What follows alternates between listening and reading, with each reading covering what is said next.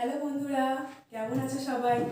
আজকে ক্লাস 10 এর অ্যাভোগাড্রো প্রকল্প থেকে আমরা স্টার্ট করব। আগের দিন পড়েছিলাম যে চার্লসের সূত্র, তার গাণিতিক রূপ বা বয়লার চার্লসের সূত্রের সমন্বয়, আদর্শ গ্যাস কি, বাস্তব গ্যাস কি, এগুলো সব আগের দিন আমরা পড়ে নিয়েছি। আজকে বলেছিলাম যে অ্যাভোগাড্রো প্রকল্প থেকে স্টার্ট করব। তো এখানে দেখো, আগে বলে নিই একটা জিনিস, সেটা হচ্ছে পরীক্ষা করে দেখা গেছে যে প্রমাণ উষ্ণতা আর চাপে অর্থাৎ এসটিপিতে যে কোনো গ্যাসীয় পদার্থের মোলার আয়তনের মানটা প্রায় সমান হয়। এর সীমাস্থ মান হয় 22.4 লিটার বা 222400 ml, যেটা হচ্ছে এসটিপিতে গ্যাসের মোলার আয়তন। মানে এসটিপি বলতে প্রমাণ উষ্ণতা আর চাপে, এটা হচ্ছে পরীক্ষা করে দেখা গেছে। মানে যেহেতু উষ্ণতা আর চাপের পরিবর্তনে গ্যাসের পদার্থেরও পরিবর্তন হয়, গ্যাসীয় পদার্থের আয়তনের যেহেতু পরিবর্তন হয়, সেই জন্য মানে উষ্ণতা আর চাপের পরিবর্তন হলে মোলার আয়তনেরও পরিবর্তন হয়। প্রশ্ন আসতে পারে যে মোলার আয়তন তাহলে কি? মোলার আয়তন হচ্ছে এই নির্দিষ্ট চাপ আর উষ্ণতায় যে কোনো গ্যাসীয় পদার্থ, ধরো মৌলিকও হতে পারে, সেটা যৌগিকও হতে পারে, যে কোনো গ্যাসীয় পদার্থের 1 মোল অণুর আয়তনকেই বলে মোলার আয়তন। এটা কিন্তু গ্যাসের প্রকৃতির উপর নির্ভর করে না, সেটাই হচ্ছে মোলার আয়তন। এবার বিজ্ঞানী অ্যাভোগাড্রো কি করলেন, এই গ্যাসের আয়তন আর অণু সংক্রান্ত একটা সূত্র প্রবর্তন করলেন। সেটাই উনি বললেন যে একই চাপ আর উষ্ণতায় সম আয়তন বিশিষ্ট সকল গ্যাসেই, সেটা হচ্ছে মৌলিকও হতে পারে আবার যৌগিকও হতে পারে, সমান সংখ্যক অণু বর্তমান আছে। সম আয়তন বিশিষ্ট সকল গ্যাসই সমান সংখ্যক অণু বর্তমান। সেইখান থেকে আমরা বলতে পারি যে এখান থেকে একটা ক্যালকুলেশন করে দেখা গেছে 1 মোল গ্যাসে অণু থাকে 6.022 ইন্টু 10⁻23t। এটা হচ্ছে অ্যাভোগাড্রো প্রকল্পে পরীক্ষা করে দেখা গেছে। এবার অ্যাভোগাড্রো যেহেতু বললেন একই চাপ উষ্ণতায় সম আয়তন বিশিষ্ট সকল গ্যাসের সমান সংখ্যক অণু বর্তমান থাকে, সেই সূত্র অনুসারে আমরা বলতে পারি ভি ভ্যারিজাস এন। ভি হচ্ছে গ্যাসের আয়তন আর সমান সংখ্যক অণুকে আমরা এন ধরছি, যেখানে চাপ আর উষ্ণতা স্থির আছে। তাহলে এই সূত্র অনুযায়ী ভি ভ্যারিজাস এন বলা যেতেই পারে। এছাড়া বিজ্ঞানী গে-লুসাক একটা সূত্র, গ্যাস আয়তন সম্পর্কিত একটা সূত্র প্রবর্তন করেছিলেন। সূত্রটি ছিল গ্যাসীয় বিক্রিয়ায় অংশগ্রহণকারী বিক্রিয়ক গ্যাসগুলি সমচাপ ও উষ্ণতায় তাদের আয়তনের সরল অনুপাতে বিক্রিয়া করে এবং বিক্রিয়াজাত পদার্থ যদি গ্যাসীয় হয় তাহলে একই চাপ আর উষ্ণতায় বিক্রিয়াজাত পদার্থের আয়তনটা বিক্রিয়কগুলির আয়তনের সঙ্গেও সরল অনুপাতে থাকবে। ধরো এখানে যদি বলি N2 প্লাস, ধরো N2 plus 3H2 equal to 2NH3। এই বিক্রিয়া কি হচ্ছে না, N2 ধরো আছে, N2 এর আয়তন আমরা ধরে নিচ্ছি V, তাহলে সেটা হচ্ছে 1, আয়তন 1, সেখানে তাহলে 3 হবে H2, তাহলে 3V, এর আয়তন হচ্ছে 3V। আর যেহেতু 2 অণু অ্যামোনিয়া উৎপন্ন হয়েছে NH3, তাহলে এর আয়তন আমরা লিখছি 2V।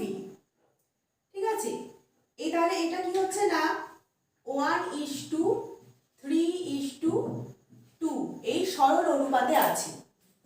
তাহলে সরল অনুপাতে তাহলে এটা আছে। এবার তাহলে এখানে কি হচ্ছে না, এটার যেহেতু 1 অণু আছে, তাহলে এটার হচ্ছে আমরা ধরে নিচ্ছি x। তাহলে x হচ্ছে xt, N2 আছে হাইড্রোজেন আছে, তাহলে 3x হাইড্রোজেন, আর এখানে 2x আছে অ্যামোনিয়া, 2xt অ্যামোনিয়া অণু আছে। সেখানে ধরো বললাম যে N2, তাহলে কি হলো, N2টা হচ্ছে xt অণু আছে, N2 তে H2 তে আছে 3x টা, এই যে H2 তে আছে 3x টা, তাহলে NH3 তে আছে 2x টা, তাহলে 2xt NH3 অণুর আয়তন হবে V প্লাস 3V, 4V। কিন্তু এটা তো ভি প্লাস, সরি এখানে হয়তো দেখা যাচ্ছে না, V plus 3v equal to 4v, এটা হচ্ছে NH3 এর আয়তন হচ্ছে। কিন্তু এটা তো অ্যাভোগাড্রো সূত্রের সাথে মিলছে না। অ্যাভোগাড্রো কি বলেছিলেন, সম-আয়তন বিশিষ্ট সমস্ত গ্যাসেই সমান সক্ষম অনুবর্তমান থাকে, কিন্তু এখানে সেটা হচ্ছে না। কারণ কি না, অ্যাভোগাড্রো প্রকল্পের অনুযায়ী গ্যাস দ্বারা অধিকৃত অঞ্চলের আয়তনটাকেই গ্যাসের আয়তন বলছে, মানে গ্যাস দ্বারা অধিকৃত যে অঞ্চলটা আছে সেটাই গ্যাসের আয়তন। এখানে কিন্তু গ্যাসের যে মানে গ্যাসীয় পদার্থের অণুগুলোর আয়তনকে কিন্তু এখানে বোঝাচ্ছে না, এটাই এখানে বলা হচ্ছে। সেটা গেলুসাকের গ্যাস আয়তন সূত্র দিয়ে আমরা প্রমাণ করে ফেলতে পারলাম, যেটা হচ্ছে যেখানে এই 1:3:2 1:3:2 এটা সরল অনুপাতে আছে। এখানে আমরা বলেছিলাম সেটাই, যে তাদের আয়তনের সরল অনুপাতে বিক্রিয়া করে। নেক্সট হচ্ছে বয়েল, চার্লস আর অ্যাভোগাড্রো সূত্রের সমন্বয়ে আদর্শ গ্যাস সমীকরণ প্রতিষ্ঠা করব। কিভাবে না, নির্দিষ্ট ভরের যে কোনো গ্যাসের ধরো চাপ পি, উষ্ণতা টি, আর এন মোল গ্যাসের তাহলে আয়তন ধরে নিচ্ছি আমরা ভি। সেই অনুযায়ী বয়েলের সূত্র হবে কি না, V vary just 1/p, V vary just 1/p, যেখানে টি হচ্ছে টি মানে উষ্ণতা, আর এন হচ্ছে এন মোল, অণু সংখ্যা স্থির। চাপ সূত্র অনুযায়ী আমরা আগের দিন পড়লাম ভি ভ্যারি জাস্ট টি, যেখানে চাপ স্থির রেখে করা হয়েছিল আর মোল সংখ্যাটাও স্থির। আর অ্যাভোগাড্রো সূত্র অনুযায়ী সম আয়তন যেহেতু বিশিষ্ট যে কোনো গ্যাসে যেহেতু সমান সংখ্যক অনুবর্তমান, সেই হেতু ভি ভ্যারি জাস্ট এন। এছাড়াও এক মোল গ্যাসের যা আয়তন হবে এন মোল গ্যাসের তার আয়তন এন গুণ হবে, সেই অনুযায়ী ভি ভ্যারি জাস্ট এন হচ্ছে। বা এক মোল গ্যাসে যত সংখ্যক অনুবর্তমান থাকবে এন মোল গ্যাসেও তার এন গুণ অনুবর্তমান থাকবে, সেই অনুযায়ী অ্যাভোগাড্রো সূত্র অনুযায়ী বলা যেতেই পারে যে ভি ভ্যারি জাস্ট এন, যেখানে চাপ আর উষ্ণতাটা স্থির। এবার এই তিনটে সমীকরণকে আমরা একত্রিত করলে পাই সেটা হচ্ছে V vary just N T by P, যখন পি টি এন তিনটেই পরিবর্তনশীল। এবার এখানে আমরা একটা ধ্রুবক ধরে নিচ্ছি, সেটা হচ্ছে ভি ইকুয়াল টু এন আর।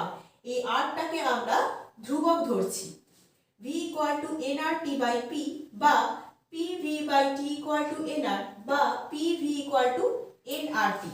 তাহলে P V equal to n R T, যেখানে আর হচ্ছে ধ্রুবক।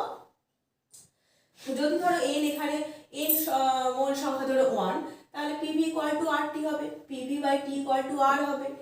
এক মোল গ্যাসের ক্ষেত্রে পিভি বাই টি বা আর এর মানটা সকল গ্যাসের ক্ষেত্রে সমান, যা গ্যাসের প্রকৃতির উপর নির্ভর করে না।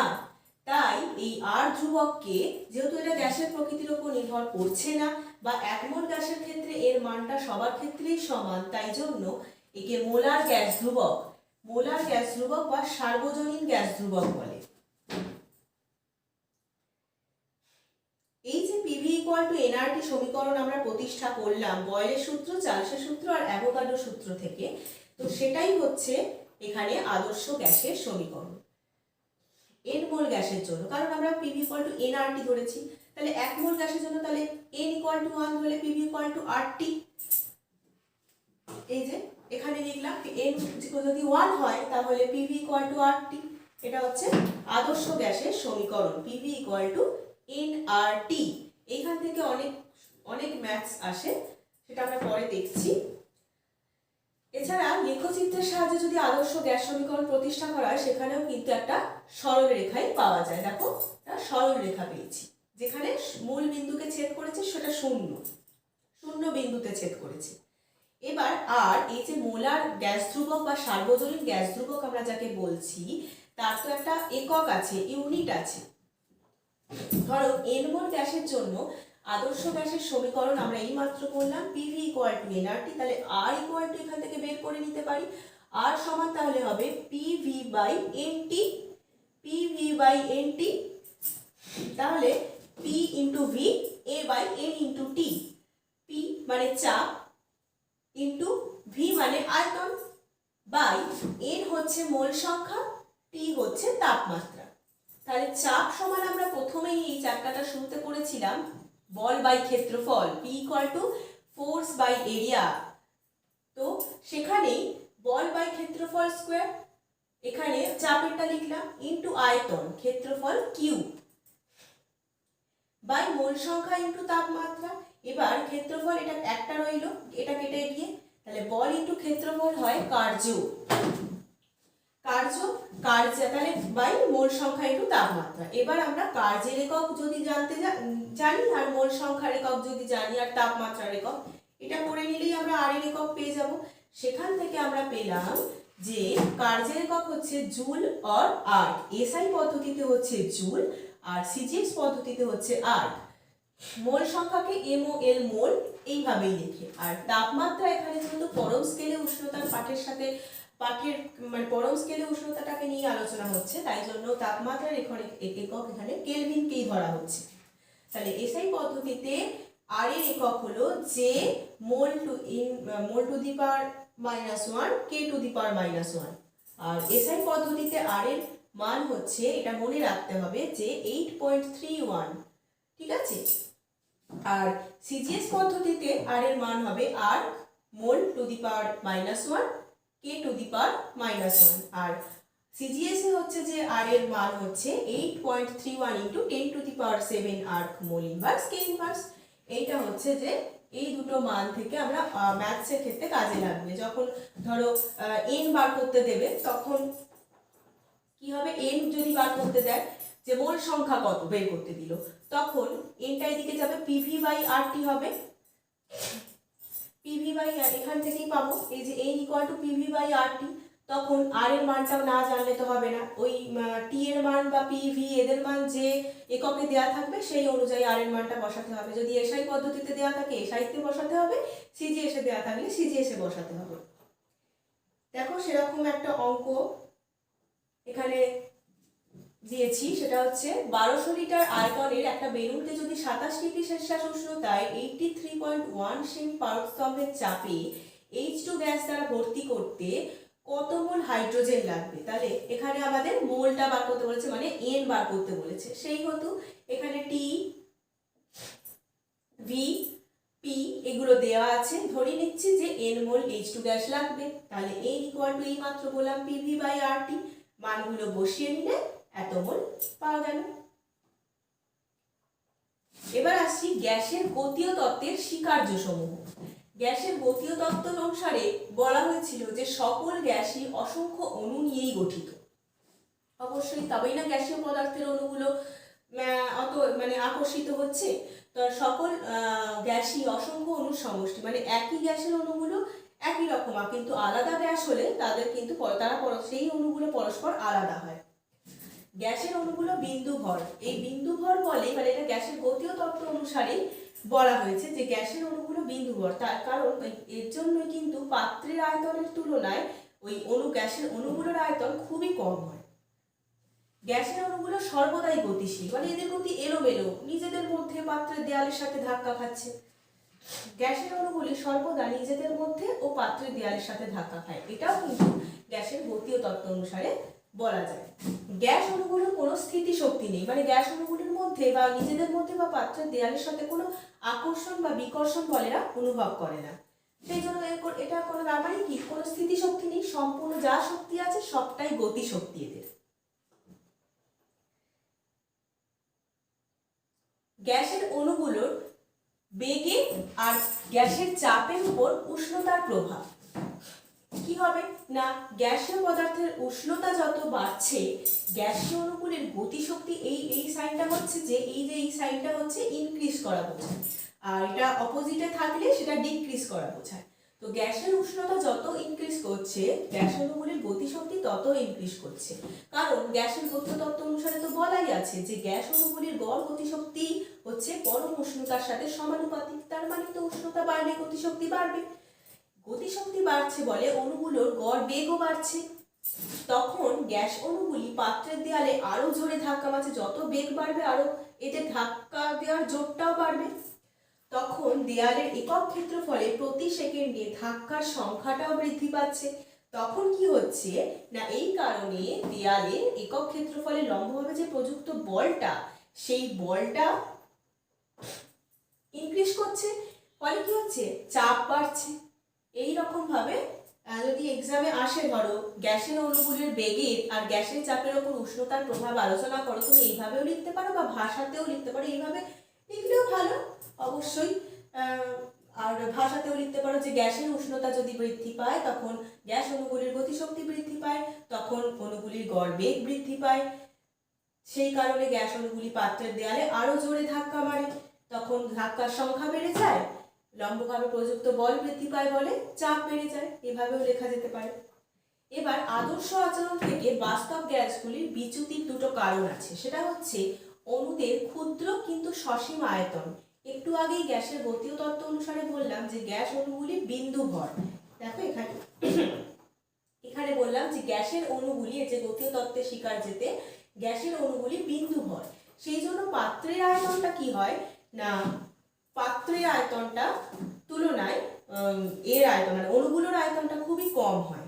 মানে যেখানে এমনি তো গ্যাস পদার্থ অণুগুলো তো সর্বদাই গতিশীল না, কিন্তু ধরো এদের অণুগুলো ক্ষুদ্র কিন্তু সসীম আয়তন, এই কারণে কি হচ্ছে, আদর্শ আচরণ থেকে পুরোপুরি বিচ্যুতি ঘটছে।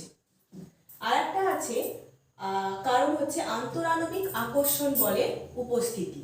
আন্তরাণবিক আকর্ষণ বলের উপস্থিতি হচ্ছে, এটাও গ্যাসের গতীয় তত্ত্ব অনুসারে একটু আগেই বললাম যে কোনো স্থিতিশক্তি নেই, মানে হচ্ছে যে এটার মধ্যে আর কি কোনো আকর্ষণ বা গ্যাসীয় পদার্থের অণুগুলো বা পাত্রের দেয়ালে বা নিজেদের মধ্যে কোনো আকর্ষণ বল অনুভব করে না।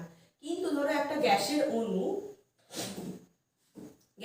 ধরো পাত্রের দেয়ালের ভিতরে আর কি, পাত্রের দেয়াল থেকে একটু দূরে আছে, তখন কি হয় না, পাত্রের দেয়াল থেকে যদি দূরে থাকে তখন ওই ভেতরে যে অণুগুলো আছে সেই অণুগুলো দ্বারা সব দিকে সমানভাবে আকর্ষণ বল অনুভব করে। কিন্তু যদি একটু কাছে থাকে পাত্রের দেয়ালের গ্যাস অণুটা, একটা গ্যাস অণু ধরো পাত্রের দেয়ালে খুব নিকটবর্তী অবস্থায় আছে, তখন কি হবে, সেই ভিতরের অণুগুলো নিজেদের দিকে আকর্ষণ করবে, তো তাদের তখন কি হবে, অণুগুলো গতিবেগ কমবে, তাহলে সেই কম বেগেতেই পাত্রের দেয়ালে ধাক্কা মারবে, তখন পাত্রের দেয়ালের ওপর ওই আন্তরাণবিক আকর্ষণ বল না থাকার জন্য তখন সেটার চাপ বেশি হবে, তাই না? বাস্তব গ্যাসের তুলনায় গ্যাস দ্বারা প্রযুক্ত যে চাপটা বাস্তব গ্যাসের তুলনায় বেশি হয়, এটাই হচ্ছে তখন আদর্শ আচরণ থেকে বাস্তব গ্যাসগুলির বিচ্যুতি ঘটে। এইটাই হচ্ছে যে কারণ দুটো, একটা হচ্ছে অণুদের ক্ষুদ্র কিন্তু সসীম আয়তনের জন্য, আয়তনকে আবার উপেক্ষা করা যাবে না, আয়তনকে উপেক্ষা করা মাত্রই কি হবে, যদি উপেক্ষা করা হয় তাহলে গ্যাসীয় পদার্থের অণুগুলো মানে এরা তো গতিশীল, এদের গতি এলোমেলো, তার জন্য আয়তনটা পাত্রের আয়তনের সমান হয়ে যাবে যদি আয়তনটা উপেক্ষা করি। কিন্তু আয়তন উপেক্ষা করি, কিন্তু উপেক্ষা না করে তখন কি হবে, অপেক্ষাকৃত কম হবে অণুগুলোর আয়তন, গ্যাসের আয়তনের তুলনায় অণুগুলোর আয়তন কম হবে, এই হচ্ছে কারণ।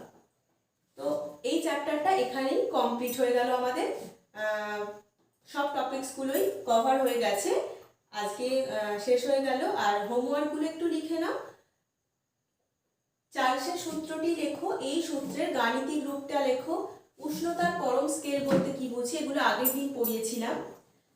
আজকে যেটা পড়ালাম আদর্শ গ্যাস সমীকরণ পিভি ইকুয়াল টু এনআরটি প্রতিষ্ঠা করো, খুবই ইম্পর্টেন্ট বোর্ড লেভেলের জন্য। বয়েল ও চার্লসের সূত্রের সমন্বয় রূপটি লেখো, অবশ্যই কিভাবে হলো সেটা লিখে তারপরে লিখবে, মানে শুধু লিখে দিলেই হবে না সূত্রটা। চার্লস সূত্রের ভিটি লেখচিত্রের প্রকৃতি কিরকম হয়, সরলরেখা না সমপরাবিত, যেরকম পড়েছি সেই অনুযায়ী পুরোটা ভালো করে পড়ে তারপর হোমওয়ার্কগুলো করবে। গ্যাসের অণুগুলির বেগের এবং গ্যাসের চাপের উপর উষ্ণতার প্রভাব কি রকম। আর একটা অঙ্ক যেটা আছে, 1 বায়ুমণ্ডলীয় চাপে এবং ঘরের উষ্ণতায় 2 লিটার বায়ুতে কতগুলো অণু আছে, তার মানে মোল সংখ্যা চেয়েছি। ঘরের উষ্ণতা দিয়ে দিয়েছি, চাপ দিয়ে দিয়েছি, আয়তন দিয়ে দিয়েছি, আরও দিয়ে দিয়েছি সেখানে, তাহলে এখানে এসআই পদ্ধতিতে দিয়ে দিয়েছি, তাহলে এখান থেকে অণুগুলো বের করে নেওয়া যাবে। আদর্শ গ্যাসের অণুগুলোর গতীয় অবস্থা মানে গতীয় তত্ত্ব যেটা বললাম সেটাই এখানে সংক্ষেপে লিখতে হবে। আর আদর্শ আচরণ থেকে বাস্তব গ্যাসগুলির বিচ্যুতির দুটো কারণ দেখো। তো এই হচ্ছে আমাদের এই চ্যাপ্টারটা, গ্যাসের আচরণ বিহেভিয়ার অফ গ্যাস, ক্লাস 10 এর কমপ্লিট হয়ে গেল। এইটার পিডিএফটা তোমরা ডেসক্রিপশন বক্সে পেয়ে যাবে, আর হোমওয়ার্কগুলো করে অবশ্যই আমাদের হোয়াটসঅ্যাপ নাম্বারে 9804265101 এই নাম্বারটা পাঠিয়ে দেবে। এটা তো ক্লাস 10 এর জন্য তো ইম্পর্টেন্ট একটা চ্যাপ্টার, আর ক্লাস 11এও কিন্তু যারা ক্লাস 11-এ আছো তাদের জন্য কিন্তু এটা ইম্পর্টেন্ট, তাদেরও কিন্তু এই চ্যাপ্টারটা আছে, আমি কিছুদিনের মধ্যেই শুরু করব। তোমরা এই ক্লাসগুলোও কিন্তু ক্লাস 11 যারা আছো তারাও কিন্তু এই ক্লাসটা ফলো করতে পারো, এই ক্লাসগুলো। ঠিক আছে, তাহলে আজকে বাই বাই, থ্যাংক ইউ।